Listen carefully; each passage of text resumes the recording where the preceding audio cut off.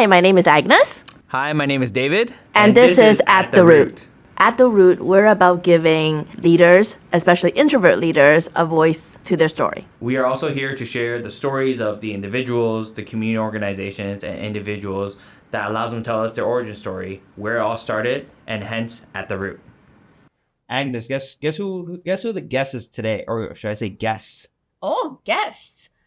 Oh, give me some clues, man. Okay, they're in the restaurant, both in the restaurant industry. One of them's my go-to. If you listen to some of the reels earlier, you heard me name drop them before. But really cool spot downtown. One of the go-to spots I find whenever I'm downtown, I naturally make my way there, no matter what it is. I know who it is, but I wanted to give some clue just because I remember in our first, promo wheel, you went on for like 4 minutes. So I know exactly who you're talking about, but I think I want our audience to guess who. There's some good spot. Like I go there, I get my classics. I get my chicken wings. I get my hot and sour soup. Those are my two staples I always have to get, and then a General Tao. That's kind of the thing that I get for sure every single time. And then you gotta, get a little bit of the drink. They have something really special I talked about before with the Baijius. That's really special, and it's not strong like hits you, but I joke. I've never left there not semi-drunk, and it's ridiculous. And at one point, that's my goal, but I don't know if it's ever gonna happen. Well, now you have a kid and everything. You can't leave semi-drunk anymore, right? I know, it's true. Or what I'm gonna get is gonna be an Uber. We'll have to find out. But who do you think it is? We're going to try to welcome our guests, Colin and Eva. Awesome. Well, welcome to the show. Thank you. Thank you for having us. Thank you. So why don't we do, Colin, why don't we start with you? We do a quick intro of yourself, Hong Shing, for the audiences who maybe hasn't been or doesn't know what it is, even though they should. What is it? And tell us about yourself. Absolutely. My name is Colin, and I'm the owner of Hong Shing Chinese Restaurant, a 29-year-old staple in downtown Toronto. We serve classic Chinese food, but we also have literally North America's first ever Baijiu bar. So a bar just focused on Baijiu, which is China's national drink. And we make it into tastings and also cocktails as well, too. Awesome. And Eva, tell us a little bit about yourself. My name's Eva. I'm the chef and co-founder of Yan Dining Room, which is a 26-seat micro-restaurant nestled inside the private dining room of Hong Shing Restaurant. I'm also the culinary director of Hong Shing Restaurant, where I work on the next step for Hong Shing. To jump into it first, I'd love to learn, how did the two of you, you got a 29-year-old restaurant that's been there for a long time. We have someone like yourself, Eva, who's coming back from different, cooking in different parts of the world, throughout Asia. How did that kind of partnership come together for Yan Dan? Where did that start? How did it start? It started with him putting me in an Uber, too, after. It's always the Uber and the drinks. And the drinks. Started at the drinks. He slid into my DMs. Okay. Like, I tell people this story for real. Like, I first heard of Colin when he slid into my DMs. With the Hong Shing account, though. To be fair, it was with the Hong Shing account, so it was less creepy. What did he say? Was it like, hey? He was always so, he saw me before anyone saw me in the city for who I am. Most of the DMs I received first of all, I arrived in Toronto March 1, 2020. Okay. 4 days after signing my new job, the city was on a state of emergency. Mm-hmm. And so it was a very trying time, and I didn't expect to meet people because we were all quarantined. That was the least of my priorities. I was just trying to get used to a new city, find my way around town while wearing a mask and understanding the new rules. And I received a lot of DMs from many different chefs and restaurants welcoming me to the city, but Colin was the first person who welcomed me to the Chinese community of Toronto, and that hit me in a very, very different, warm way. Mm-hmm. Coming from Vancouver, even though on a number scale we seem to boast that we're higher in the Chinese community, I don't think I've ever felt such presence of someone owning it, and Colin just embodied that. And I felt that in a conversation over the internet. And I told myself, okay, once the rules are gone and we're back to normal again, I have to meet this person and I have to talk to this person and get to know him and check out Hong Shing Restaurant. That's when the drinks and the Uber happened. Yep, yeah. That is absolutely what happened. I think for us is I think for me the past few years, I really just love putting everyone into one community, especially in the Chinese restaurant scene, because like there's not many of us, I would say, that are like second generation Asians that are like taking over your parents' restaurant. So I think when she first arrived to Toronto on her new job, it was very like amazing to see that, oh wow, like there's a Chinese chef that actually like knows about like the culture and stuff. So I think for me, it's like, how am I able to kind of like contact her and be like, hey, like let's meet up, right? Let's meet up, let's hang out, like let me show you around Toronto, because I've been living here all my life, right? So And it's different too, right? Because with Hong Shing, it's been 29, and I've known you for a while, so I got to see from the decorations, the community work, and all that type of stuff. So you've been, like you were saying, you've been a huge supporter of the Chinese community or even the cuisine itself for a long time. Growing up as Asians and Chinese, taking over a restaurant's not what your parents want you to do, right? absolutely It's a not. big risk. 'Cause No. they, in their minds, it's they came here for you to have a better life and not work in the restaurant 24/7, kind of, have to put all that time. So what was that conversation like for you, Colin, to be like, I'm gonna take over family restaurant, or what was that dinner table conversation, if you will? What was that like, and what was their reaction?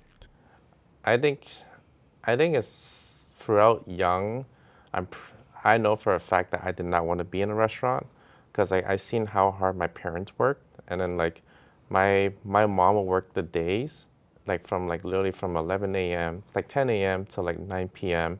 and then my dad would work from 9 p.m. to 5 a.m. So we used to open late night, 7 days a week, and then like in the my parents started the restaurant in '97, so then like throughout young, I would never see my parents at all, because like they work in different shifts. So then like the only time I can see both of them together at one time will be at the restaurant. So I'll be going there like weeknights, weekends, holidays, and like when I'm there, I don't know, I just feel like that is my family time. And then I don't feel like it's just me, my mom, and my dad. It's because we have a lot of staff as well too, and I feel like they're part of the family as well.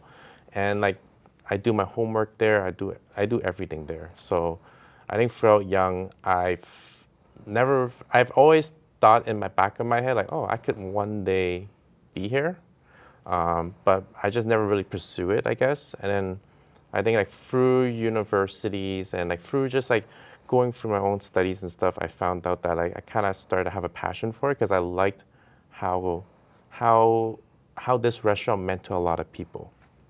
So then like I think the one moment where I kind of want to come back and help my parents out, I think the one turning point I would say is like when my parents would kind of argue at times when I was younger, because like the business wasn't growing. They're putting in so much hours in, but it's just like plateauing. I think that one point in time where I saw that is where I want to help out. Like I really want to help out and see what I can do to kind of push it more, because like they're doing the best they can. They're working 7 days and the business is just plateauing. If not, it's going down, because like if they're sick, then the restaurant is going down. So I think at that one moment just sparked my interest. Like, oh, like I'm like I don't have any siblings. I'm the only one. So what would it look like if I want to take over? And if I do want to take over, what do I want to do with it? What's my identity to the company and to the brand? So it's been a journey to kind of figure out the first steps of like, well, do I really want to do it? And then if I do want to do it, why do I want to do it? And I really want to do it because I wanted to retire with my parents. Like I seen how hard they worked at for like so many years, never had a vacation.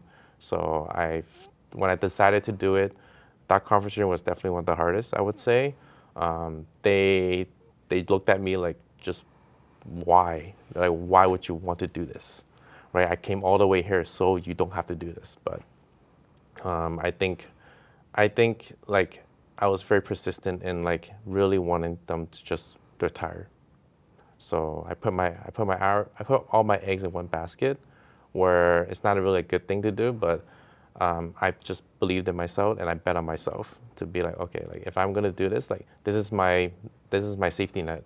If it goes down, like I'm going down. So I want to make sure that every day I wake up, like I make sure that my safety net is there, and like I work for my safety net. I think though, like when I see the restaurant through the years, for me anyways, watching from afar, I think there is a shift. I think there is a shift from being a restaurant to being more like a community, more like a, because I know for sure the brand have shifted to with the food, with the crowds, with who you attract. And I think that new positioning allows you to be much more than a restaurant. Yeah, I agree. I think when I first started to even just like tell my parents and stuff, I think I think the one thing I noticed that was really difficult was like just because like they don't speak English as well, which is kind of insane. Like they open a restaurant but they don't even speak English. So like it's nuts. Sometimes I'm just like confused. Like how are they even possible to do Not this? only did they open a restaurant, they had a successful They had a restaurant. successful restaurant for over 2 decades. It's not just them too. It's like the entire the kitchen entire team. team, the entire team doesn't even speak like fluent English. So it was very astonishing. I think like when I was going in there when I was young, it's like wow, like, and the menu was like 250 something items. I Yeah. was like, this is like insane to me. I was like, I've never seen this in my life. Like, how is this even possible? So I think like I geeked out. I'm like, oh man, like this is so fun. Like to really just like be in there, learn about it. And yeah, I think in the beginning, it was just a restaurant, like any other restaurant. But I think I came at a great time where I think that's when social media started to really rise up. That was when I started, like I took over the restaurant when I was 24 years old. And I did not know anything at all, but I knew that was when Instagram just started. And I was able to tap into that social media to really just build a platform so I can storytell. I think my storytelling of about the restaurant and the history about it and stuff, I think we're able to control our narrative. And that's where I started to really have fun and like really just like narrating what I see from my point of view of the restaurant. And I think that's where it drove it from being a restaurant to where it is today. You brought some props with you today. Tell us a little bit about those.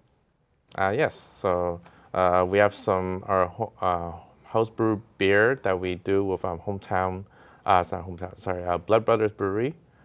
So we've been, I think in a restaurant, especially Chinese restaurants, most people would always ask for tea or water or beer. Like when I used, like 10 years ago when I first started. And I've always wanted kind of like have my own like brew beer. That is super cool. Yeah, because I feel like that was what a differentiator between me and like another Chinese restaurant. So I kind of took the time in my first few years of like just learning how to brew beer, understanding the science behind it. I came from like kind of like a sommelier background. So that's the first thing I've done before going into the restaurant was that I kind of gave my parents a 2 to 3 year proposal of like, if I were to come to the restaurant, this is what I want to achieve for the business. And the first thing I've done was like, okay, let me learn about my industry first because I didn't come from a chef background. I didn't come from a culinary background. I didn't come from a restaurant background. I was just at a restaurant. Like that's all I've done. So the first thing is like I want to understand the standards of service. And I feel like in my industry, being a sommelier or going to be a sommelier is like the highest standard of like what service is because as a sommelier you have to understand about wine pairing, understanding about how wine is made, and you have to also understand about the kitchen, how food is made because then you will know how to pair the right food with the white wine while doing service. So I feel like that is the gold standard of what real service is. And I feel like when you ever ask someone about Chinese restaurants, what did they lack on? Service is the number one thing. So I want to get more knowledge of like what is service. So that's the first thing I kind of went to, understand what that is and brought that back. And sommelier taught me how to explain what I taste as well too. So that's why the beer kind of like was my first passion project. Like understanding that and yeah, just really want to make a fun beer every year. That was kind of like the goal. We worked with a few breweries along the way. Right now we're with Blood Brothers, which is one of the best breweries, I would say, in the city for IPAs. Yeah. And yep. Sorry, go ahead. No, I'm good. When are we gonna get like a soju mixed drink in there? Oh, you might be able to do it if you ask, if there's anyone. Speaking of sommelier, I remember when you say that, and way back, you were like, you want to pair Asian food with different wine stuff because you've never seen it before. Mm-hmm. And then a couple years fast forward, now you're doing a Baijiu bar. Yes. That's different and unique. Just to anyone, I think in Chinese, our culture is like, we know what it is. We drink Yeah. we know what it is. But for some folks, not as common. It's not as common drink. You don't go to every single bar around the corner and find it. So can you tell us a little bit about what Baijiu is, and then what is this Baijiu bar that you have? Yeah, I think being a sommelier, like doing the whole entire like sommelier training and all that, I've learned that whenever sommeliers or people that like wine, and I always ask them what's the best wine to pair with Chinese food, and they always give like they always give a low acidity wine, or like they always give like a lot of options. Gewürztraminer. Always the top choice. Yeah, always like because sweet tastes like Demir. lychee. Yeah. Yeah. So like it's Yeah. it's like all these like kind of like connotations, I would say that Yeah. it kind of works, I guess. But like if I go to China, like, and I go to China every year when I was a kid, just because I got family back home, and like the only thing we drink is Baijiu. And what Baijiu is like a very strong spirit made of this grain called sorghum, and it's up to 53 to 60 degrees alcohol by volume. Very high proof, but there's so much great notes of like fruity fermented pineapple, tropical like melons, all the way to very savory. It already depends on how it's being fermented, and it's the most consumed spirit out of all the spirits combined. So it's very interesting once you start digging deep, like why and Baijiu has a long history where, like my grandma in China, like she won't use it to drink. She'll actually use it to preserve vegetables for the season, because back in the day there's no refrigerators, so they actually preserve like vegetables and like stuff for this in the wintertime. Sometimes they cook with it. All of our chefs, like that's what I learned from my dad. Like he makes food with Baijiu. He sometimes his medicine. Like there's so many ways to play with Baijiu, and I feel like it was very like understood in our side of the world. But I've only started to see Baijiu in like the liquor stores ever since COVID, and I feel like when I asked the distillers why, it's because during COVID, China had like the craziest lockdowns ever, where people can't even go out to their house, like outside of their house.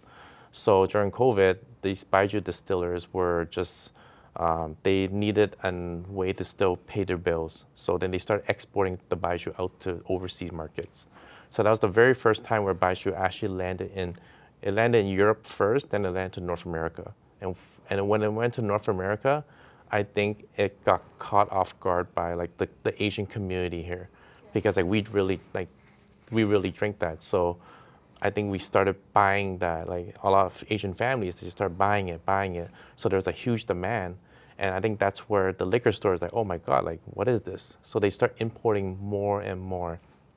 And that's when we started noticing, we're like, oh wow, like there's like all of a sudden next week or next shipment, there's like from one Baijiu bottle to like literally like 15 or 20. Until now, like if you go on the website for the liquor store, like there's actually a section called Baijiu. So now there's over like 50 like different in rotations, which is crazy. And at one point we had like around 60 different bottles of Baijiu in rotation. For us, it's like we just keep buying and we keep trying, we keep testing. So this is when we wanted to revamp a bar in our restaurant. We always had a bar, I would say, but like it's not really for service. It's more like just like pop, wine, and beer. But then I had the opportunity to kind of like just like redo my whole restaurant a little bit.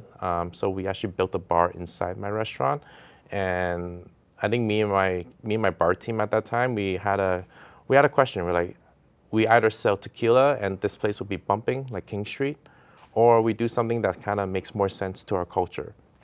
And education is the biggest thing that me and Eva really push on, and like we really want to put more explanation to our culture. And I think Baijiu is like the most perfect way to really like bring bring people in about learning about literally just about our own culture. So that's why we chose for Baijiu. And before we opened the bar, me and the bar team, we took around like half a year to just learn about Baijiu.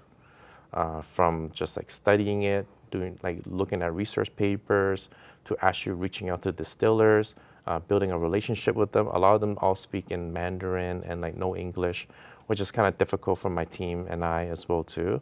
So, but we found a way to kind of like communicate with them and build a really strong relationship with them. And they just like literally opened us with open arms, with hospitality. And like they just poured a lot of information for us. So from there, we were very confident to kind of like launch our first cocktail menu with like 8 different cocktails about Baijiu. And now with Yan, we actually have Baijiu flight pairings as well too, to really show that side, like, hey, like Baijiu can work I well. use it for cooking a lot. And for cooking, yeah. Yeah. Yeah, so Baijiu is very versatile. And I think like it's misunderstood because like as a kid, we would drink it because our parents would force us like, okay, like take a shot. And then, but it's like really strong. But once you get into the deeper layers of it, it's like very interesting. As you get older and learn to appreciate it almost. Well, it's misunderstood because we keep associating it with the random times we drink it in a wedding or a banquet where it's being misused, you know? All liquor is misused in moments of celebration. Let's be real, right? The world's most expensive tequila could be abused in a wedding. And what our own community doesn't realize is where there's cuisine, there's always Baijiu. Like in the history of our people, they're like, when you look up at poems about food, there's always going to be a glass of Baijiu poured. And it's so intentional on how little it is, how the glasses are made, because it's meant to literally be a sip of Baijiu with a bite of food. It's so intentional that they even made the consumption so limited so that you know how to properly consume it. And what we need to do is normalize it, streamline it, so that people want to learn about it. You know, sake had that phase too, soju had that phase. And I think, you know, obviously, as Colin said, it's cool to be Chinese right now. So this is trending right now, you know.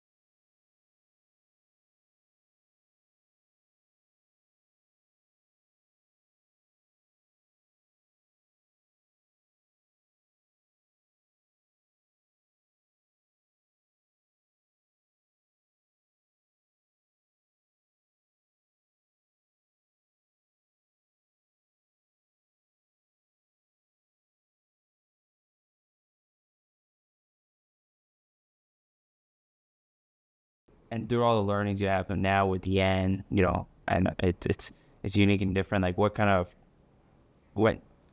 pushed you down the road of doing this micro restaurant within Hong Shing with the way that you design Yan? Like kind of what pushed those elements forward? Well, it would go back to when the pizza and burgers failed. Yeah. And the entire company, you know, it was based out of New York. Momofuku was based out of New York, and we would constantly have checkups from the New York team, or we would get sent to New York to talk, and it was a huge, great support system. But when COVID hit, when laws were restricting, when quarantine hit, when, you know, politics came into nature, they couldn't cross the border, they couldn't visit us, and we were left to navigate through the pandemic on our own. And at that time, everyone was still feeling safe. It was December. Our Christmas sales were terrible. Again, you don't think of Momofuku when you think of a Christmas roast dinner. And that was what we were trying to sell. And I was new to the company, so I felt like I had the courage to say, hey, has anyone thought about the upcoming Lunar New Year in like 35 days? And yeah, in true fashion, everyone's like, no, why would we? And as someone Chinese, as someone who wasn't able to fly back to China that year because of COVID, and I was feeling very homesick. It was December, and I was surrounded by reindeers and snowmen and Santa Claus, and I'm like, but I want to see my culture celebrated in February because it's so big. I want to see Whole Foods sell Peking duck. You know, I want to see Chinese decorations in February. So how can I make that happen? And so I did the unthinkable, and I called Anna Chen from Alma, and I'm like, let's do a Lunar New Year collaboration dinner. In the time where everyone should be staying at home, let's collaborate 2 restaurants through Zoom. We didn't even get to see each other in person. We did everything through Zoom. We did a 8-course Lunar New Year pickup dinner, and at that time, we were the first in the entire city to celebrate Lunar New Year with a tasting menu take home. That blew up. That was a true definition of blew up. And I had to fight myself in the company for it because with such a large company, you needed approvals from several departments to run such a big thing. You know, I'm sure people who were corporate knew that. Then you need the PR department to then do the promotions. And I remember you had to be a month in advance. So I made it just in the nick of time with my applications. And every department I knocked on the door, they're like, ooh, I don't know, Eva, this is, we're not Chinese, so we don't know what we should do. But, you know, we can't say no to you either, but you're on your own. I was. Thanks. So I was on my own. I had to call journalists, food writers from magazines and newspapers. I'm like, hey, don't know what the game rules are in Toronto, but I'm new here. But this is happening. Seems cool and exciting in this really depressing time. You should write about it. I just like shamelessly promoted it. And yes, it picked up and the Toronto Star posted about it. Next thing you know, this dinner was being picked up through multiple publications and it saved our teams respectively. Like, I was very happy that we were able to help the small restaurant pay their bills, pay everyone back to the kitchen. I was able to bring my entire staff back. We sold over 382 menus. Yeah. And from that on, every year for Lunar New Year, I started seeing things grow about Lunar New Year from restaurants. There's French restaurants posting Chinese New Year tasting menus now. And but that all started from failed pizzas. To answer your question, that's what pushed me into Yan to give me the courage to cook this food. Yeah, I mean, that's incredible because you were basically an entrepreneur in this case. So like you were navigating, you're figuring it out. You were like, where can I go? What can I do? Yeah. But look where you are today and look what it's done. Kind of with that, with Yan, you know, one of the things that we've talked about before and stuff like that is that Chinese food sometimes can be viewed as oily, quick meal, cheap, not the most refined. But with Yan, it's different. Even with Hong Shing, all the stuff that you're doing is different. So tell us about that perspective that you see, where some of the stereotypes of Chinese cuisine and what it is, and where do you see it going forward? How are you being a part of that change, if you will? Changing the narrative is really important. You know, we are our own worst enemy. Yep. You know, we're so resilient.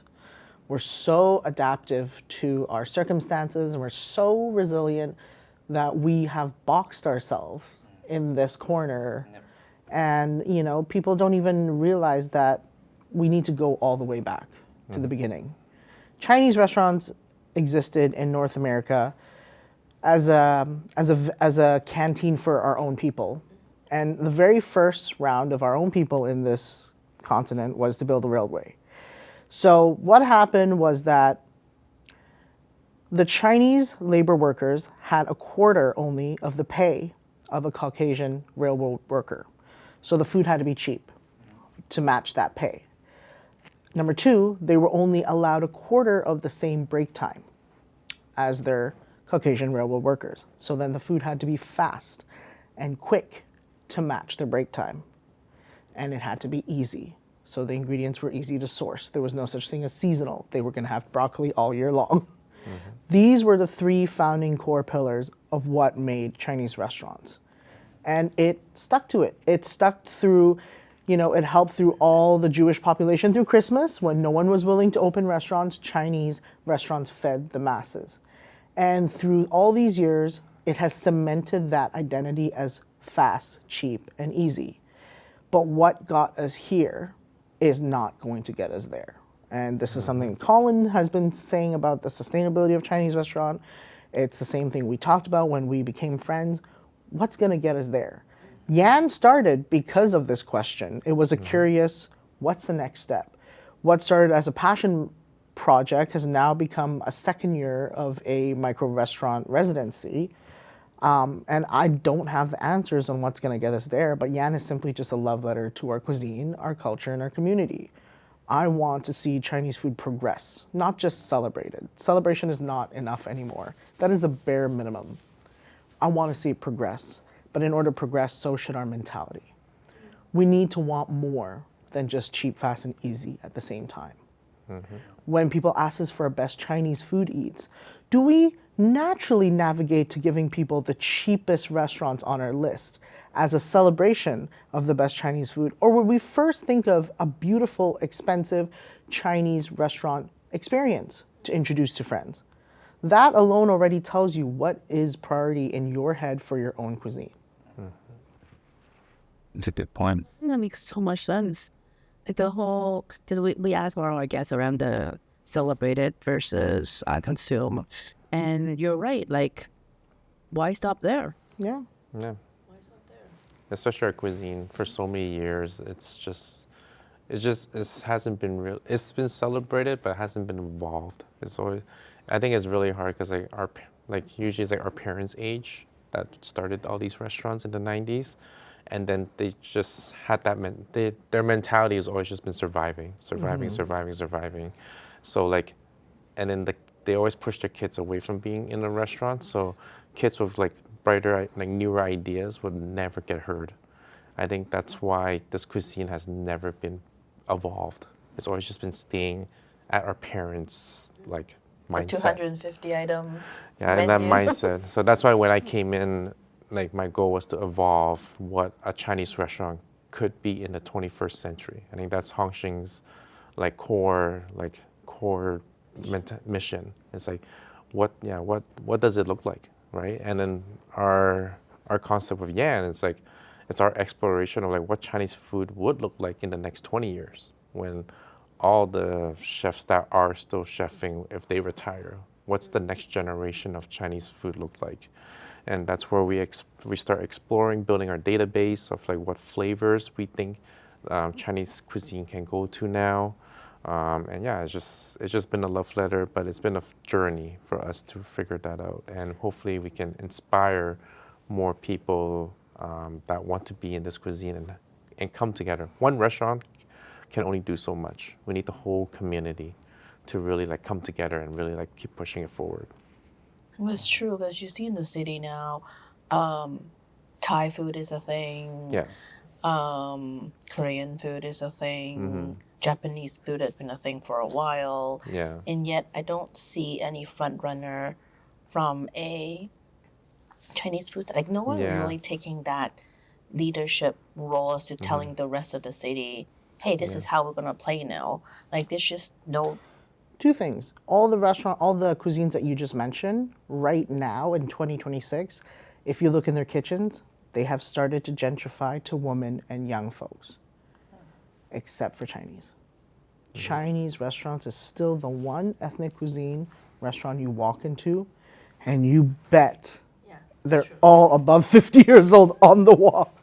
They're uncles. They're all The uncles. youngest one was probably washing dishes or doing salads. Why do you think that is?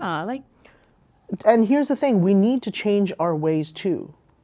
Like French chefs, now French chefs are no longer making 5-day stocks. First of all, financially it's not. It's just not moving forward. But two, we have evolved, French chefs have evolved their cooking. And they're now 2-day stocks, just as delicious as a 5-day stock. but we're not willing to move past the fact that we have to put in 20 years into the wok to call ourselves a wok chef. That cannot, if we continue to hold on to that, then this is the result we have.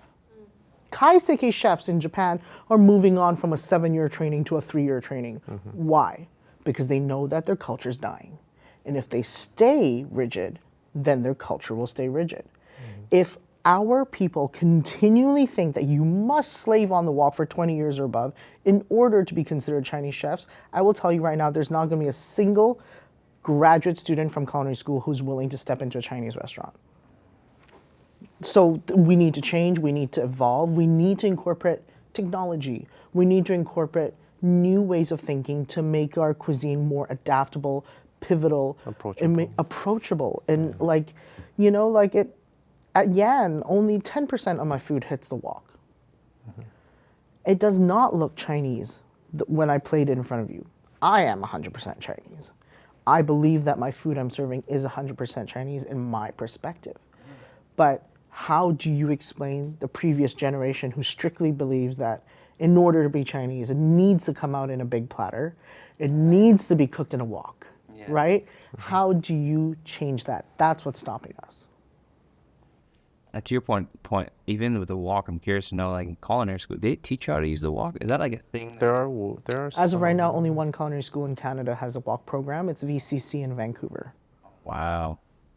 Yeah, I think the barrier to entry is really high. I think that's why, because like the chefs that are in restaurants, like they're not really, they're great practitioners but terrible teachers. Like they're like, they learned the skill when they're in China and they brought it here, but they're not willing to teach because like they're also They're not willing, or they don't know how. they don't know. I'll say they don't know how, Yeah, they and weren't they're taught the right way. yeah. A, they weren't taught the right way, but B is also like they're not. Some of them are not willing to because like if I teach it to you, then I lose my job. Yeah. So There's a lot then- of trauma there. Yeah, there's There's a lot of trauma that we have to work out there within and our own community. And I feel like they kind of gatekeeped it a little bit from the younger generation because they see that, oh, a younger person is coming in. If I teach him, then like there goes my job, right? So then like they'll teach a little bit, but they also hide a little bit. So that's how I've learned as well too for my years at Hong Shing. It's like there's no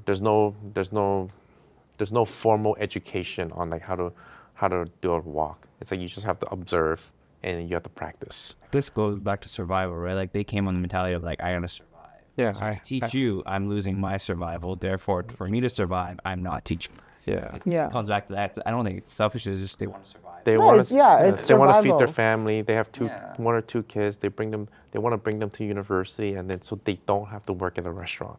So that's why they're working so hard, so then their kids don't have to work in the restaurants. And I think only throughout the years, like our staff, for example, they've been there for like, I'll say a decade now. Some a little bit longer than a decade. Like it's to that point now where their kids are graduate of university, have corporate jobs and stuff. Now they're kind of like, oh, what do you want to learn? Like, let me teach you. I now. know. Like I am set now. Yeah, I can retire now, so can I will retire. teach you. Yeah, it's like I'm about to retire now, so I'm just hanging out. Like, but I don't want to be at home, you know. Like, so I'll just like cook for a few hours. Like, what do you want to learn? Like, come over here. Come over here. Wow. So And then you look at the woman's side, you know, like cooking in a household is very much attached to the matriarchy, right? And you look at the woman of Chinese families, they're not in a rush to pass down the recipes. If you really pay attention, Chinese grandmothers and Chinese moms are not in a rush to pass down recipes because they want to be invited every weekend to make that broth for you. They want to be needed for grandkids. But if you were to enter into, like from my experience, speaking personally, like I've entered many different ethnic kitchens, like home kitchens, thanks to a wonderful network of friends. And I've entered South Indian kitchens. I've entered Jamaican kitchens. I've entered Vietnamese families, and they're all in a rush to pass down the recipes to their daughter-in-laws, to their daughters. I will say majority of this is from third world countries who believes that their daughters are only worth marrying to a family and that their sole job is to cook and feed the family.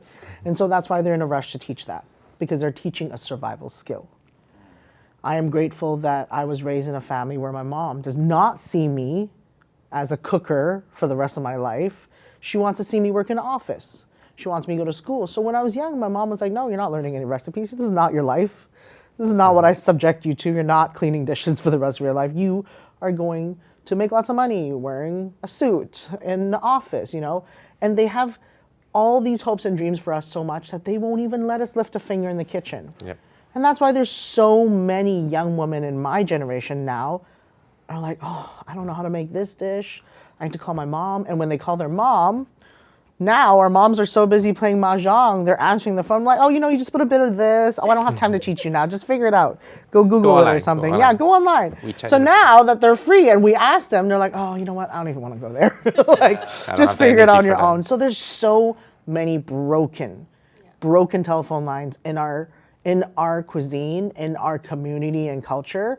And people keep thinking that it's not connected. It's connected. It's connected. You can taste when someone Chinese, who was raised Chinese cooking the food versus someone who went to visit China for a week and came back inspired. That's why we need to attach culture and cuisine and community together.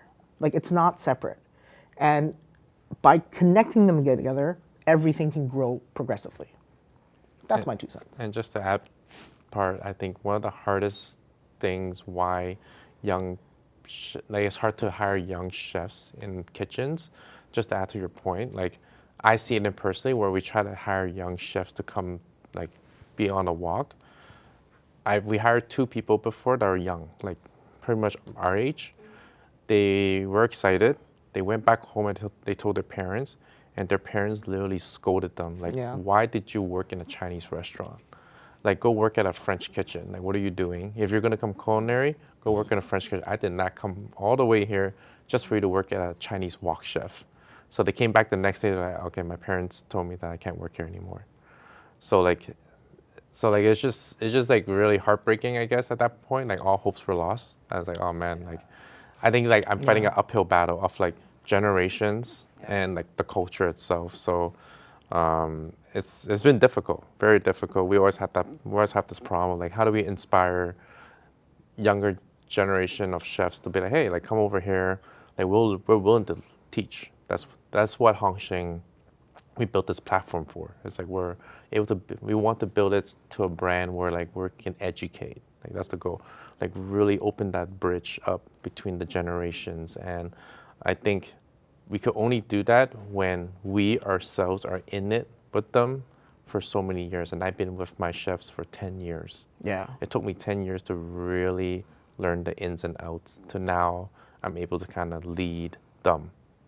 Because like they don't want to be led. They're like, I'm fine where I'm at right now. Like, right? But now in 2026, I'm still leading them to like, hey, if you don't evolve, even as a wok chef, if you don't evolve, we're gonna get left behind. So I'm always showing them new videos of like what's happening in China. I'm showing them new techniques. The addition to Eva has been amazing because she's showing them there's new ways of cooking certain ingredients, new ingredients that they've never seen before. They're very curious. And they're just very curious. Yeah, they're still very passionate they're chefs. so passionate. That's what's amazing. They're over 60. Yeah, they can't be rushed. They don't really care what's happening outside. But when it comes to food, they live and breathe Chinese food. It's pretty amazing. Like, our talents are incredibly talented.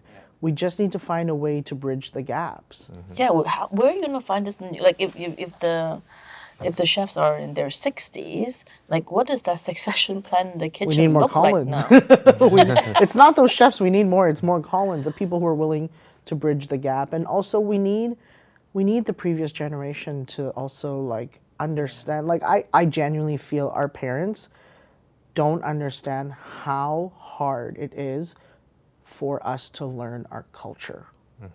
Our parents came from Asia. They lived and breathed this culture. That's why learning English is hard for them. For us, it's the other way. Them approaching English is like us approaching our own culture. They actually don't understand by protecting us for so long, by making us assimilate for so long, that it is really hard for us to really learn how to be Chinese again. It's not just a language thing. Yeah. But our parents, they live a different world. Like they're watching Chinese TV shows 24/7. They're embedded in it. So they don't see how disconnected we are. So when we tell them that you telling me not to be a wok chef is stripping away my right to learn how to become Chinese or the impact that we're doing, they don't see that. They're like, no, I just see you not getting straight A's and you not being a doctor with a 100K salary right now. That's all they see. They see survival. They see us having a future here, but they don't see that the future of our very own culture is dying.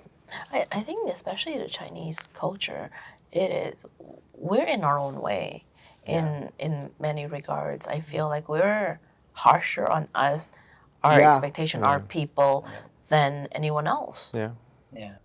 Do you also feel like part of it is like I think back to your point back to the previous generation? It's like I don't know. My mom does it a lot. She likes to compare you to people. Oh yeah. So do you think part of it is, you know, we don't really have that next generation of Chinese cuisine person that you can uplift to the community and say, oh, if my son wants to be a chef, that look at that. Yeah. Because I find like that's what like there's so much comparison in our culture. It's like, well, my friend's son is this and my friend's daughter is this. Why aren't you like that? And I'm like, because I'm me. I don't know. But like, do you feel like that's part of the issue? Because I'm trying to think through. I'm like, do we have like that next person? I don't know.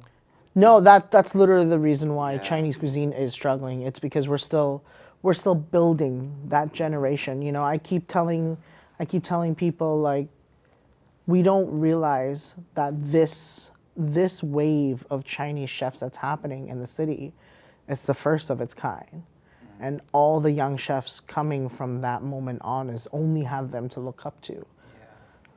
100%. There's like, up to this day, I still tell people my first Asian chef idol I look up to is Anita Lo.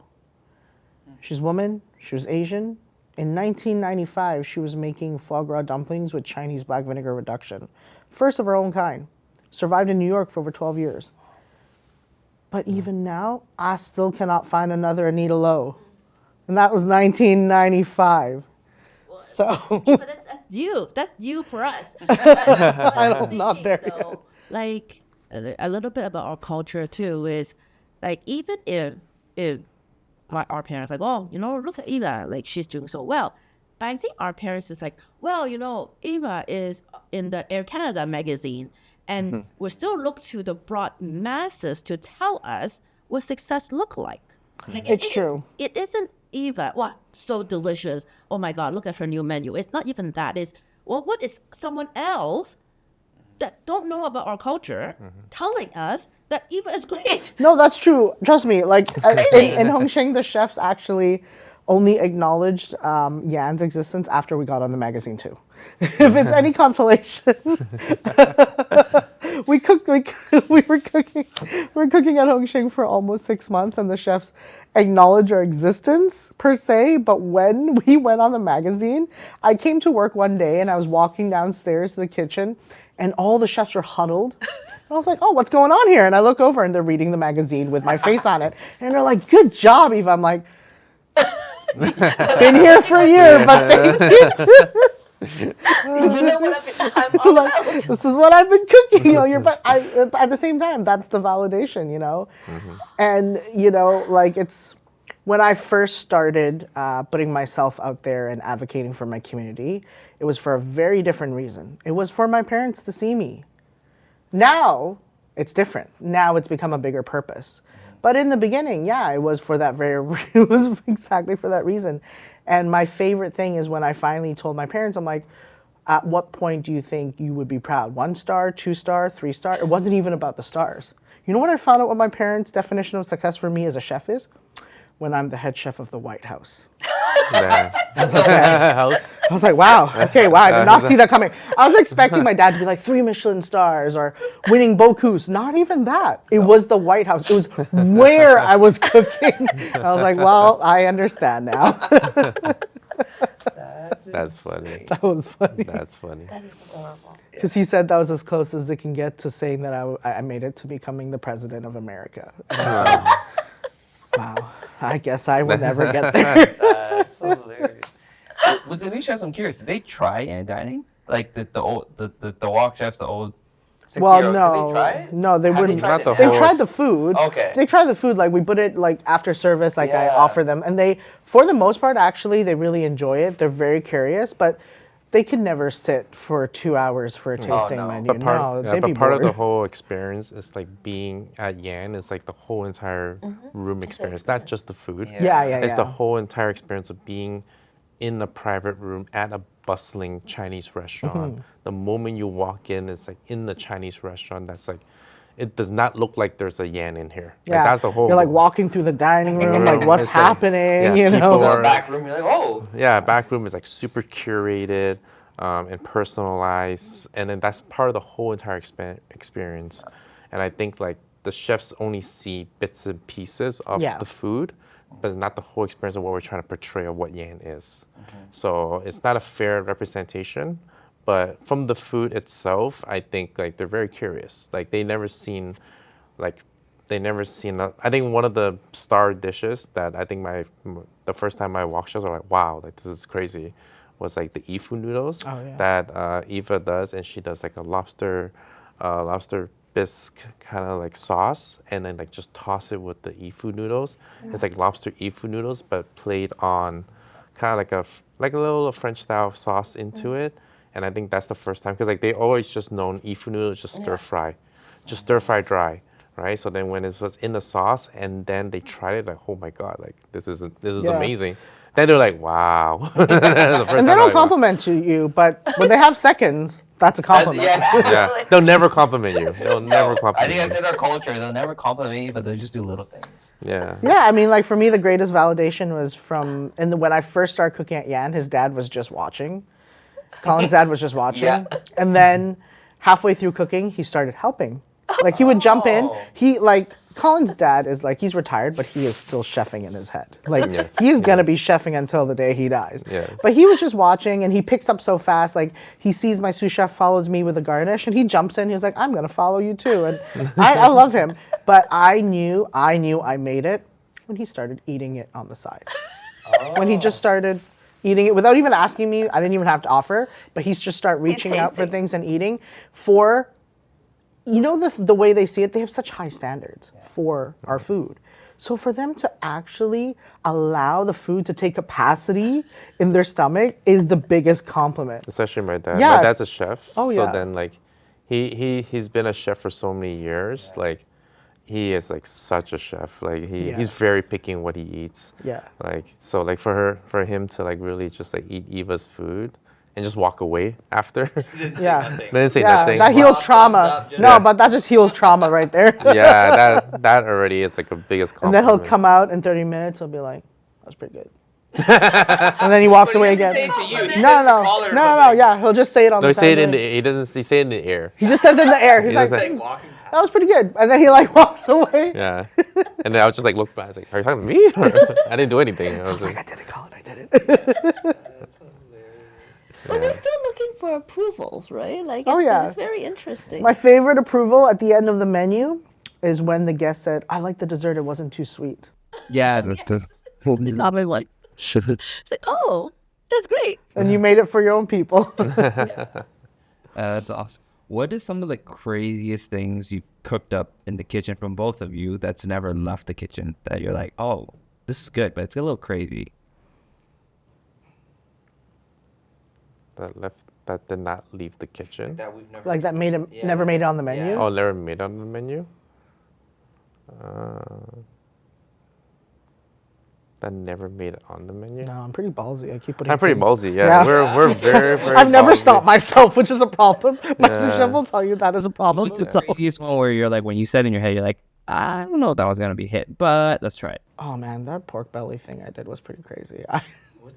I'm a big fan of yopbang, Cantonese pork meatloaf basically, and so Yan has a tasting menu service on Friday, Saturday, Sundays.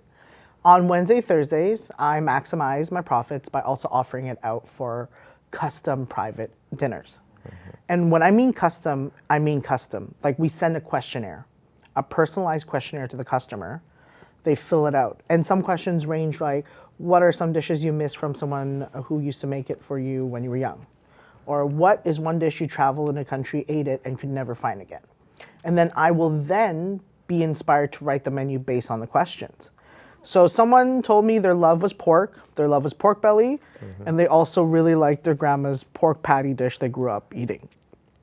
So I decided to braise a pork belly. I cut it in half, lengthwise, open it like a book. Then I stuffed it with a pork patty farce, like a dumpling filling. Then I reattached the top of the pork belly back. Then I braised the whole thing one more time. Then I chilled it down like a terrine, sliced it into slices. Then I served it with a bao.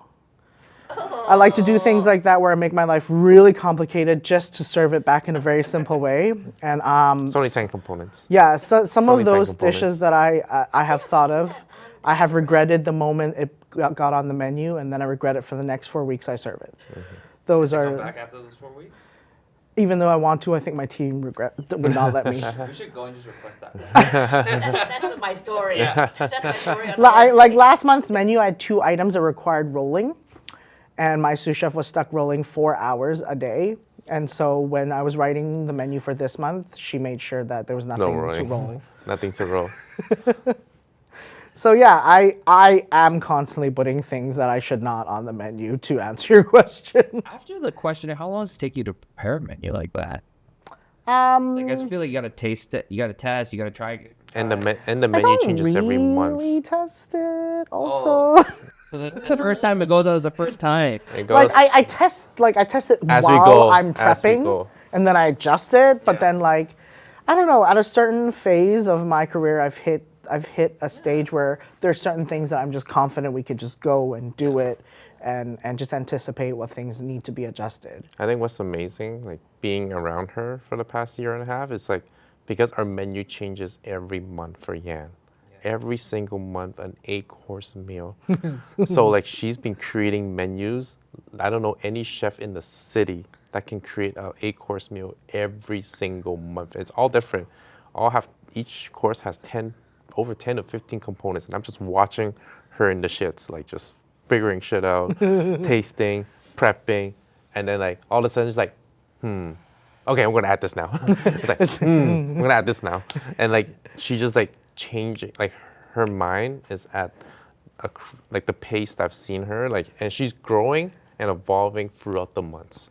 Yeah. Each menu is getting better and better and better. In terms Each of week is getting better too. Yeah. the flavor compositions, just like the layering of flavors, the simplicity of like how the flavors are coming together, and it's just like really astonishing to just watch it on the side, and also like be with her as well too, and bouncing ideas with her.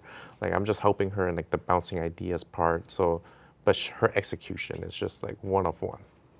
I think that's why we came together, because like I think that kind of works well, and like the whole goal was to have her at Hong Shing because she's able to even tap into our culture more, because she can talk to the old chefs.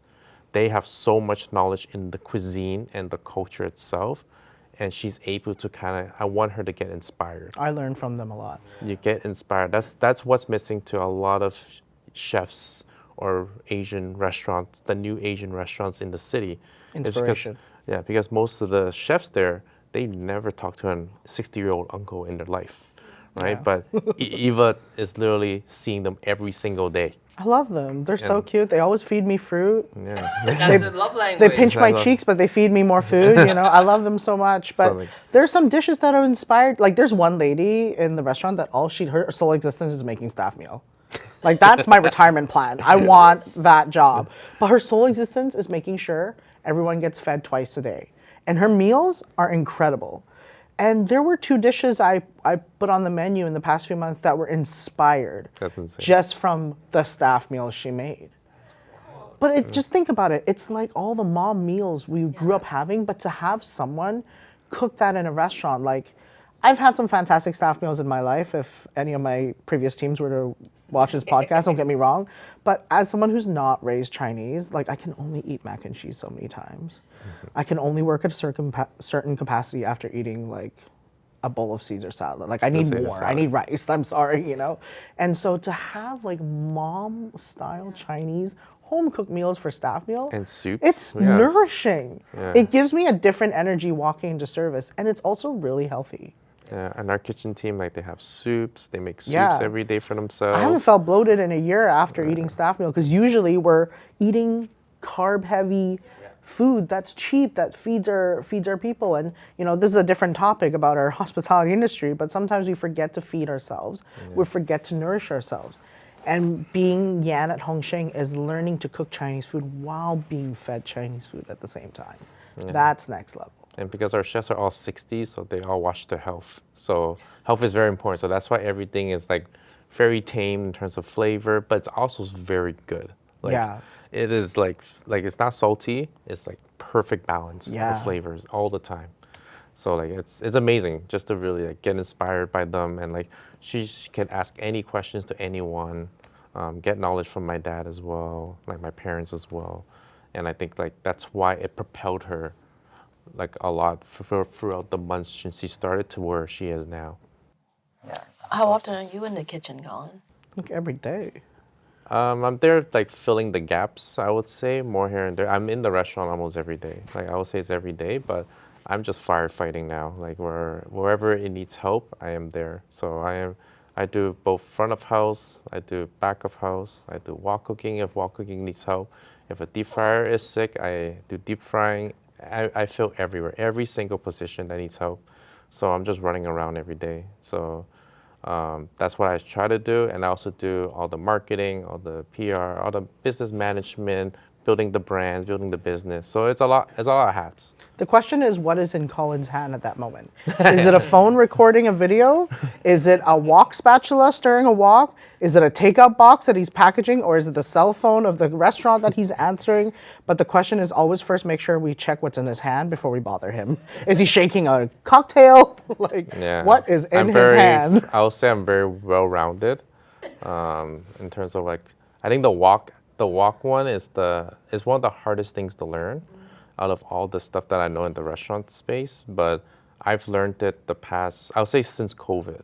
And it's because since COVID, we had to, like some of the chefs did not want to work because it's COVID.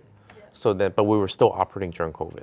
So then I had to step in and that was my first time learning how to be a wok chef. And then like I just like started learning overnight, like literally overnight. My chef's like, I don't want to come in today. I'm like, okay, guess I'm in. And then I'm just like learning right on the spot. But I think like what really propelled me to learn a lot faster than a lot of people is like I studied a lot. Like I literally studied how to be a wok chef. I watched a lot of videos and I practiced a lot. And it's just like a lot of practice and a lot of asking questions. Because like my chefs would never teach me.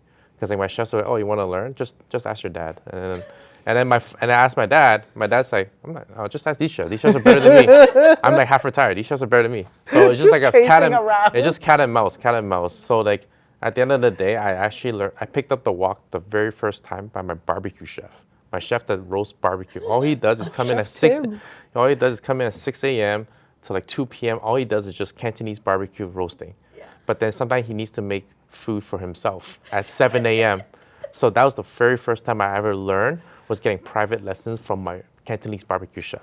Making food for himself. Yeah, making food for himself, and I end up like just learning from him, just the ground basics, and then I just like went from there. You got me thinking a little bit about these videos I've been watching around these robotic wok in China.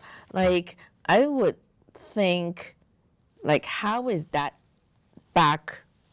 Like in a kitchen, how would technology like that change the landscape of how you guys operate?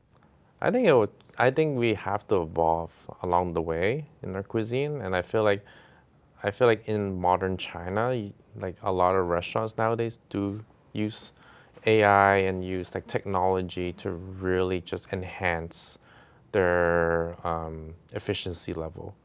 And I think it's so important to really look into that in the near future because like we need that to boost. If the problem that we have is like finding younger chefs is the biggest problem, I think like you can lean towards technology if you can to hopefully that helps with everything. And there's not much I would say right now in North America, but in modern China, a lot of restaurants are using it as well too. Right? Yeah. And it's like a nice boost to really help everything out. But yeah. Like I said, the mentality is very different. As a Chinese person living in China right now versus as a Chinese person living in North America, we're living two different lives. We are surrounded by two different civilizations and society values and politics. So how we are perceiving our worth, our culture, how we're executing our culture is still, we're still 10 years behind in North America, straight up. And like, honestly, this is my 5th year in Toronto. Colin, one more person are the only two people I'm able to converse about both worlds. I'm still only able to talk about people with a one-sided dimension of life here. So that's hard. Yeah, I think I'm just very rooted in my family's back Yeah, home. your parents are very rooted still in China. Like, Yeah, in China, like we come from a restaurant background, so my parents like they just know every single restaurant and supply. That's the whole supply chain.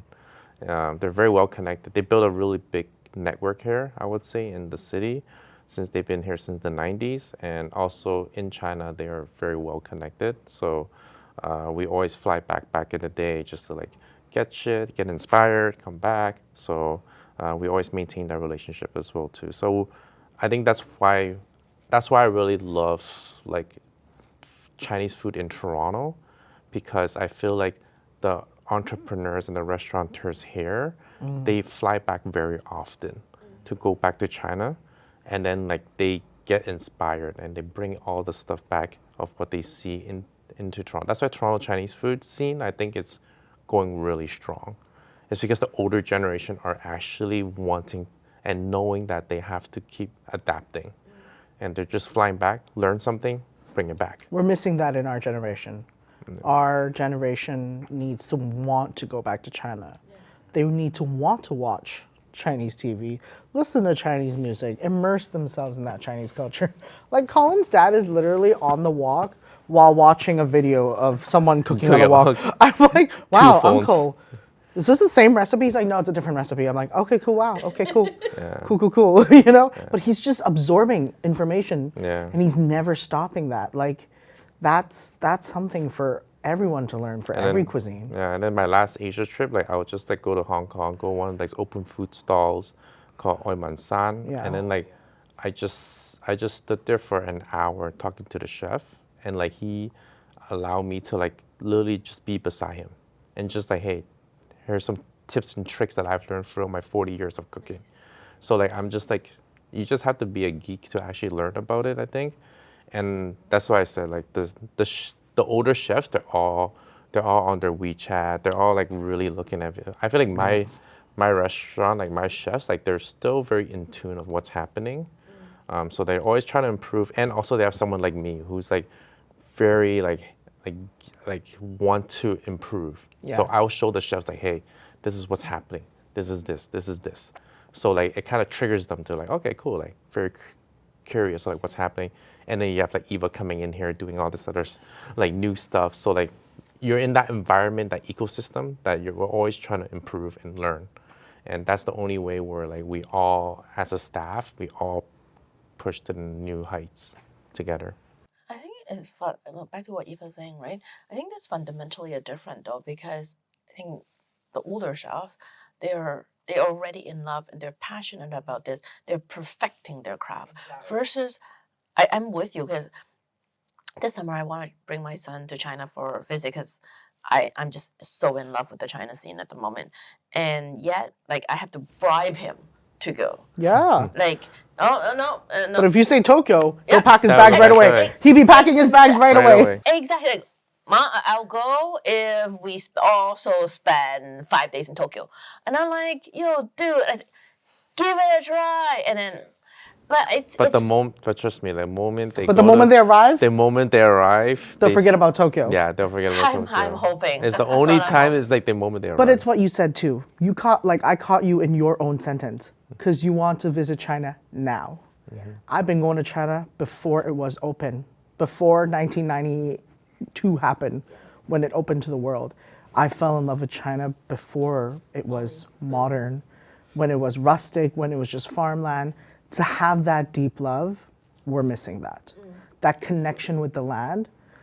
I thought I knew Chinese food or knew about the existence of what Chinese food is Chinese until I took the train from Guangzhou to Tibet. That's a 7-day train.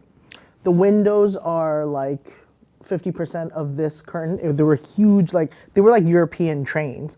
It was called Qingzhanggaoyuan. It was the first line ever created to go across the country. I was there with my father, 7 days, and to watch the landscape of China be affected just by the Yangtze River. The entire nation's cuisine is split by whether or not they are above the river, below, or right in the middle, because that affects the terrain. The terrain then affects the cuisine. And just understanding, oh my God, this is what makes the Chinese map, and then the cuisine. To understand why Sichuan people eat spicy food. You know, just to actually understand something beyond the food itself as to why we practice this, why we eat like this. When my eyes were open there, I could never go back again. And that's what I want for the next generation, just for them to have that moment of, you need to actually understand beyond that, before that. I think you to generate that passion. I think it's still go back to our original conversation about how I think we're our worst critics. Yeah. And if you don't understand, it's very easy to just write it off because other Asian culture is cooler or Pokemon. Yeah. Yeah, it's true. Yeah, like that's why I think we're fighting for that narrative. I think Yeah. that's what Hong Shing is trying to do. We're literally fighting, working hard to really just figuring it out as well. Like just like everyone else, we still look at ourselves as mom and pop. Like Yeah. it is still a mom and pop restaurant, right? At the end of the day, and I think it's very difficult to fight it by ourselves. So that's why we're trying to do the best to really bring in our generation of restaurateurs to come together and like, hey, let's share our resources. And that's what I've been trying to do, like share our resources together. Prime example, like there's a restaurant down the street called Yu Tang, and like it's 2 daughters that's taking over their parents' restaurant. But I remember like back in the day, my parents and their parents would never talk to each other, even though it's just down the street. Really? They I would didn't know never that. ever talk to each other, and then like it's like a sin if they ever talk to each other.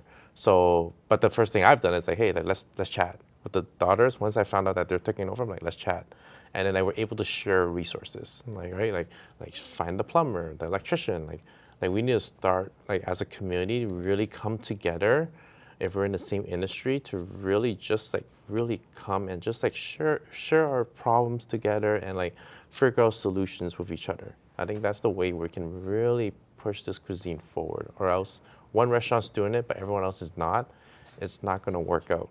It's not survival anymore, right? Like we're no longer a generation of like, let's survive, you're a competitor. It's more that how do we come together and now uplift this entire cuisine community and everything else. Yeah, It's a different time. Yeah. it's different time. Yeah, so that's what we've been trying to do, and same thing as what Eva's pursuing right now, where Yan is like we categorize as neo-Chinese, where it's a new category. A lot of people don't know what that is.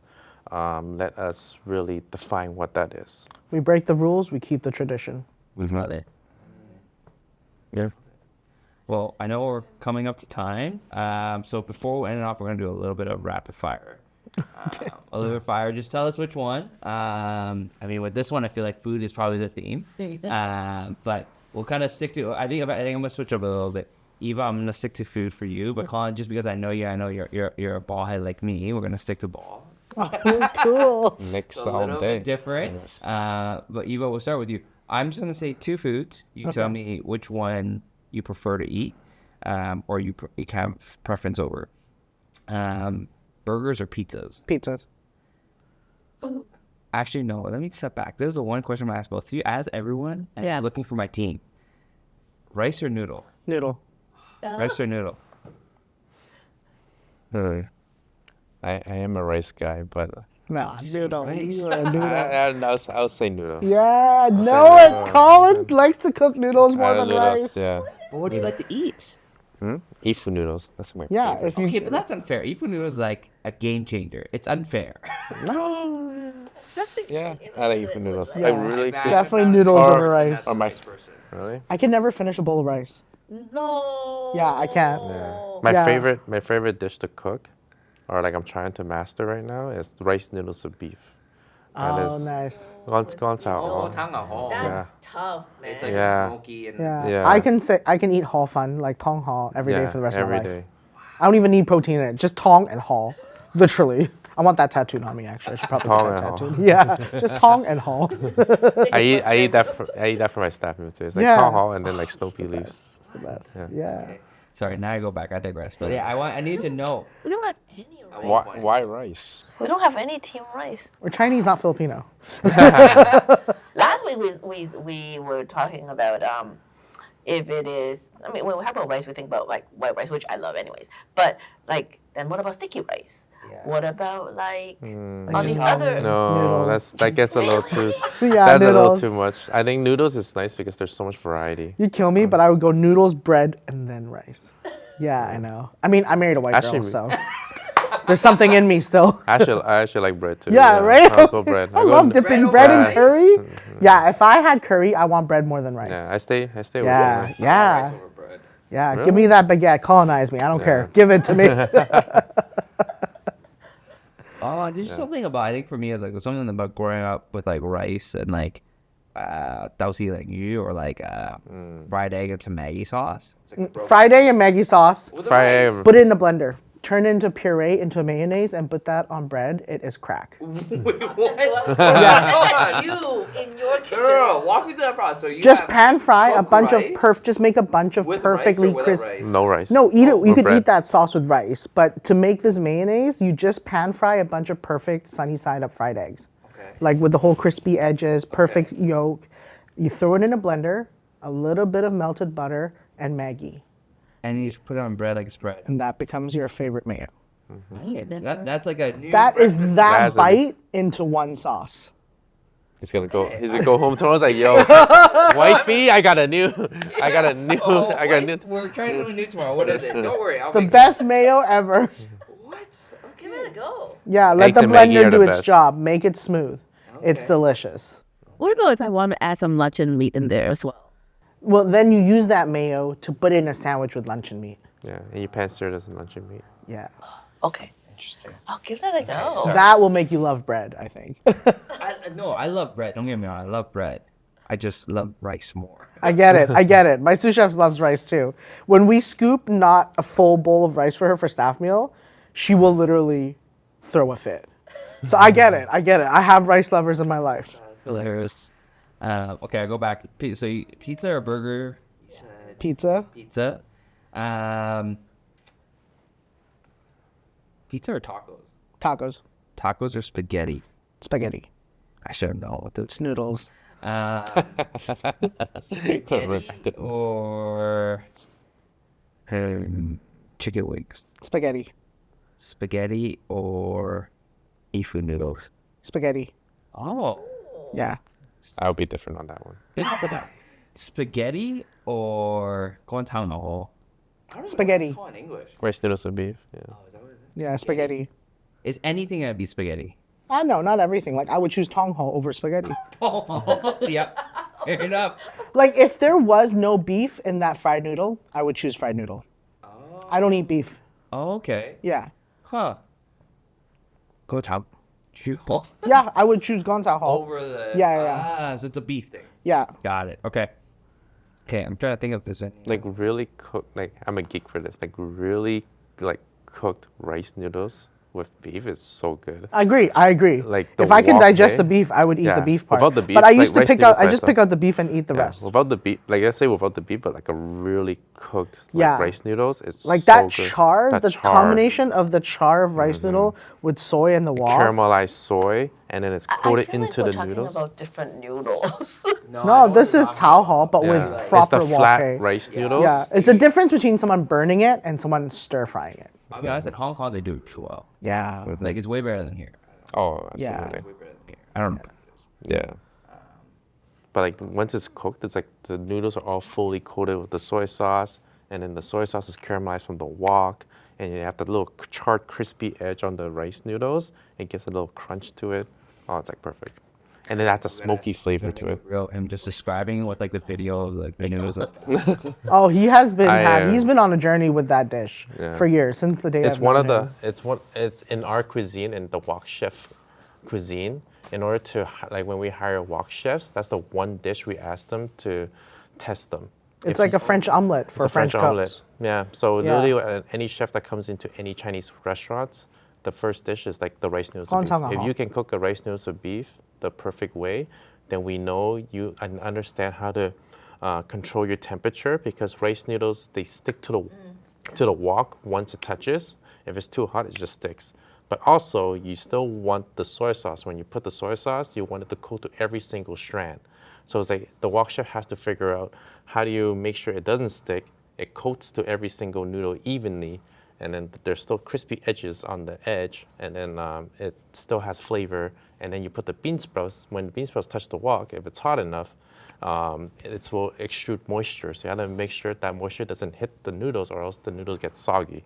Yeah, so it's it's like the it gets hardest dish. super like into it, and like yeah, like that's once you start digging into it, I don't know. That's why I fall in love. I'm like, oh my god, I'm gonna cook this thing every freaking day just to Same figure for out. me, like a perfectly emulsified spaghetti sauce with spaghetti is hard. How many times have you received spaghetti that's greasy? Oh yeah, all That the splits. A time. non-tomato sauce where it's just oil, that's split. That's split. A perfectly emulsified sauce is kind of like a wok where you don't use a spoon or anything. It's just a pan and your wrist. And you are able to form an emulsion by mixing oil or butter and water. Yeah. When they split. And then it forms into a creamy sauce.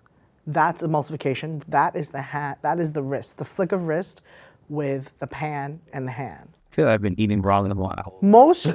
When you ask most chefs, we will always pick the simplest things that are the hardest to master, because it's a joy to cook at home. The joy for me is not sauteing 1,000 things in a pan. It's emulsifying 3 ingredients: butter, water, pasta. Mine's noodles, soy sauce, and bean sprouts. Yep. Yep. Like literally. This is our lives. Yeah. But there's a difference between 1 toss and 2 toss Yep. extra. That's what my dad says. Yeah. 2 seconds on the pan, your butter will split. Yeah. 2 seconds extra on the wok, it will be overcooked and burnt. So like depending on how much times you risk. It's like how fast you kind of Yeah. go. I mean, honestly, just go home, put a knob of butter and a splash of stock, and just start rotating it and really watch it. There will be a beautiful 1 second where it comes together. And when you lose control, you will see that butter split, or you will see it seize. That's the cooking. Yeah. Yeah, it's like the science. I think once you, like, we're passionate in the science side of stuff, and I think especially for Chinese food too, it's like there's never science backed behind our food at all compared to like other cuisines. It's all about feeling and Yeah, stuff. it is. So like I'm trying to learn it in the science side of things, and like once you really dig deep, it's like it gets really fun. Yeah, man, Chinese parents are the biggest gaslighters in the world. They are. They'll make up lies, elaborate Yeah. lies about techniques that don't even exist, and you're like, Absolutely. what? My chefs, they'll make the biggest lies too. I agree. I had to learn everything from a Cantonese roast barbecue I chef. found out so many things were lied to me as I start learning the proper way. Yeah. Oh, good to know it's not just my parents. I think it's all of us. Okay, Colin, I changed my mind. I'm gonna do dishes as well. I'll do, but I'm gonna do like either like Chinese or dim sum dishes, and we'll kind of see. I know where I'm gonna end off now, but we'll start. We'll start with either chicken wings or wonton soup. I like wonton soup actually. Like a good wonton soup. Okay, wonton soup or hot and sour soup. Wonton soup. Wonton soup or ifu noodles. Ifu noodles. Ifu noodles or Ifu noodles. I'm done. or 乾炒牛河. ifu noodles or wonton. Oh, that's tough. That is really tough. A good one. A good one. Ifu noodle. Oh. No, I'll take that back. I'll still do rice noodles with beef because of the technique that needs to be required. The Ifu noodle is just as hard. Like Ifu noodle, like the But it's for eating though. Which one would you want to eat if it's the last day on earth? yeah, rice noodles with beef. Rice noodles. Yeah, rice noodles with beef for Is sure. that the final? Is there anything that would trump that? Like a really good one? No, I don't think so. Like it's like the mastery of wok level. Like that's one of the. To make. Now I'm just curious. What's harder to make, an Ifu noodle, like a master Ifu noodle, or like a perfect bow tie fan? The casserole. Ifu noodles. Ifu noodles. Bow tie fan is just a formula. Yeah, Yeah, it's a formula. It's like a calculator. Input the formula, the time. It's always perfect. it's always perfect. Noodles are not the same. Yeah. A good Ifu Rice is noodles. so easy to cook when you Yeah. follow the right formula. Yeah. I don't, Follow right formula. Do you do the hand or do you measure it by I use a scale. you scan? yeah, they use a scale. The hand is crazy. The hand is crazy. Oh my god. The hand Yeah, my is- grandma did it with the hand. Yo, everyone's hand size is It's different. Yeah, there's I no pointed that's that out scalable. one day to one of my cooks, and her mind was blown. No, you're right. Like, cause she's like 5. She's like yay high. I'm like, well, your hand is like half of my size, so it's not really working in this situation, is Yeah, it? that's not scalable at all. Absolutely not scalable. That's what we were taught, you know. But you know what's funny? No other guests that were non-chefs ever made that up. Everyone's like, yeah. Oh my god, that's wild. That's not right. That's wild. 300 grams of rice to 330 grams of water every time. Look on their face too. It's like this guy. I was like, what?